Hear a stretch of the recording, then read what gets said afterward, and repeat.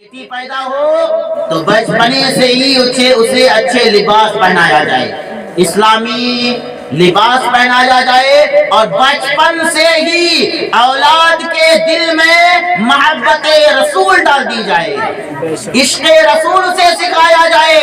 जब बचपन से ही औलाद के दिल में, बच्चों के दिल में मोहब्बत रसूल पैदा हो जाएगी, इश्क़ रसूल सुन सुन के जब दिल में नबी की मोहब्बत ताज़ा हो जाएगी तो फिर वो औलाद बिगड़ती भी नजर नहीं आएगी बल्कि माँ बाप का सहारा बनती भी नजर आएगी। फातिमा खातूने जन्नत हजरत फातिमा तो ज़हरा की जिंदगी देखिए, कैसे जिंदगी गुजारी है। नबी की बेटी है, इमामुल अंबिया सय्यदुल अंबिया की बेटी है, लेकिन कभी ज़बान पे शिकवा नहीं है। कैसे जिंदगी गुजारी है, कई कई दिन तक चूल्हे नहीं जले हैं, वो भी तो बेटी थी। आज की बेटी अगर एक टाइम अगर खाने में सब्जी न दी जाए, खाने में गोश्त वगैरह अगर न बनाया जाए तो तरह तरह की बातें करती हुई नजर आती है। खातूने जन्नत थी, कैसे जिंदगी गुजारी है, कभी उनकी सीरत को पढ़िए।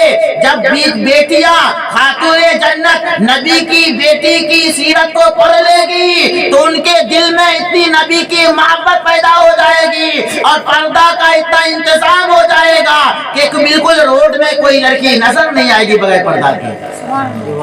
हाँ जी, सही बात कर रहा हूँ मैं। खातूने जन्नत है फातिमा तो ज़हरा, नबी की बेटी, मौलाए कायनात की बीवी है।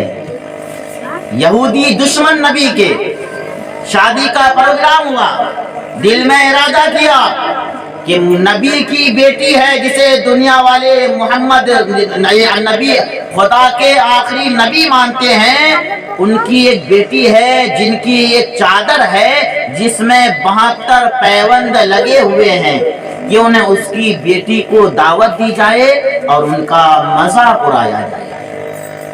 यहूदियों के यहाँ शादी की मंसूबा बनाया, यहूदी की चंद औरतें गई, जा करके खातूने जन्नत फातिमा तो ज़हरा के दरवाजे पे दस्तक दी।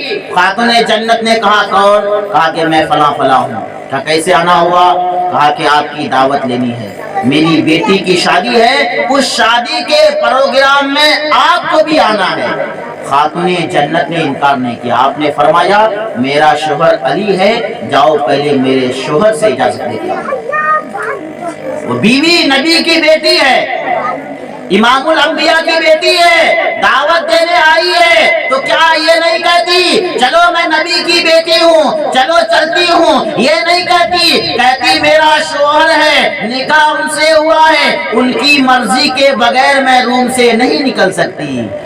आजकल की बीवियां होती है क्या इस तरह? नबी की बेटी की सीरत को पढ़िए, इमामुल अंबिया कितनी भी मकाम वाली बेटी हो, चाहे वो सेठ की बीवी बेटी क्यों ना हो, लेकिन नबी की बेटी के मकाम को हासिल नहीं कर सकती। वो कहती है मेरे शोहर है अली मुर्तजा, पहले उनसे इजाजत ली जाए। औरतें जा गई यहूदियों की, जाके कहने लगी ए अली कायनात, आपकी बीवी की दावत है, दावत देने के लिए आई हूँ, फला दिन मेरी बेटी की शादी है, उसमें खातूने जन्नत फातिमा तो ज़हरा को जाना है।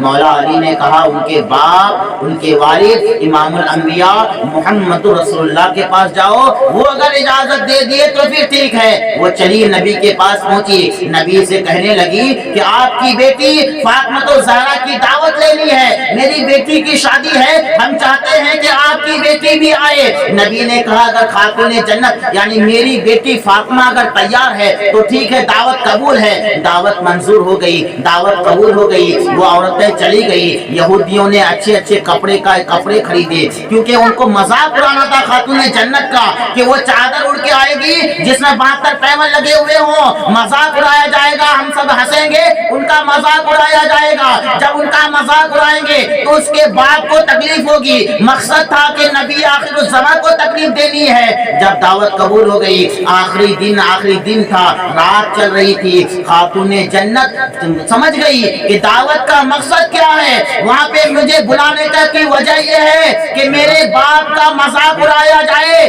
खातूने जन्नत बाप से कितना प्यार پیار کرتی ہے، ہر بیٹی باپ سے پیار کرتی ہے، رات آخری رات ہے، دن میں دعوت کو جانا ہے، مصلی بچھا دیتی ہے اور سجدے میں سر کو رکھ لیتی ہے اور دعا کرتی ہے، اے مولا کل میری جو دعوت ہے میں نے تو قبول کر لیا ہے، لیکن اگر وہاں جاؤں گی میرے پاس ایک لباس ہے وہ بھی 72 پیون لگے ہوئے ہیں، اگر اسے اوڑھ کر کے جاؤں گی تو پھر وہ لوگ مذاق اڑائیں گے، اے مولا میرا مذاق نہیں اڑائیں گے وہ لوگ، اگر میرا مذاق اڑاتے تو برداشت کر لیتی، لیکن تیرے حبیب کا مذاق اڑائیں گے، تیرے محبوب کا مذاق اڑایا جائے گا، اے مولا تو اپنے محبوب کی لاج رکھ لے، مولا میری رسوائی کی بات نہیں ہے، تیرے حبیب کی رسوائی کی بات ہے، مولا اپنے محبوب کی لاج رکھ لے، مولا لباس کا انتظام عطا فرما دے۔ خاتون جنت دعا کر رہی ہے، جب صبح ہوئی